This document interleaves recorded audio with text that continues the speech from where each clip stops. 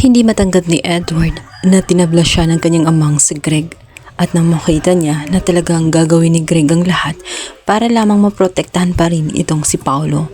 Laging si Paolo ang pinoprotektahan samantalang kahit siya ay dihado, anak niyang si Ashley ang muntik na mapahamak at nalalagay sa alanganin ng buhay. Ngunit hindi pa rin siya magawang tulungan ni Greg.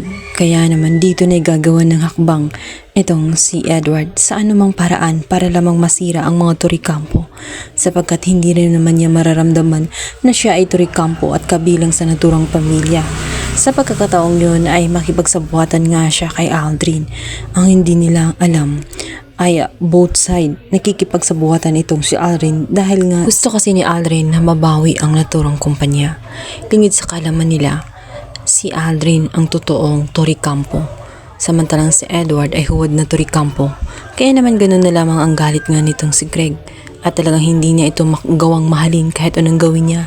Laging nararamdaman yun ni Edward. Si Paolo lamang ang lubos na pinapabura ng kanyang amang si Greg. Kaya naman ganun na lamang kalaki ang galit at sama ng loob niya pagdating sa kanyang amang si Greg. Kaya naman sa pagkakataong inakit nga ni Aldrin na gagawin niya ang lahat.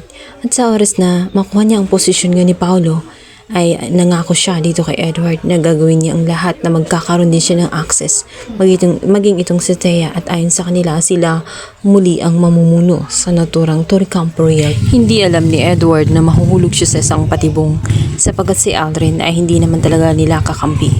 Both side ay minamadupulo niya, maging itong si Paolo ay pinapangakuan niya ng kung ano-ano. Wala talaga ibang hangad itong si Aldrin kundi ang maghahari lamang sa Torrecampo. Pinaglalaroan niya ang dalawang magkapatid dahil nga sa malaki ang kanyang galit pagdating nga kay Greg sa ginawa nito sa kanya. Sa kabilang banda, galit na galit itong si Madam Regina sa ginawa nga ni Greg kung saan instead na kampihan nga itong si Edward at tulungan siya ay hinayaan lamang niya ito na talagang pinaparamdam ni Greg na baliwala lang sa kanya at walang halaga si Edward pagdating sa kanyang puso.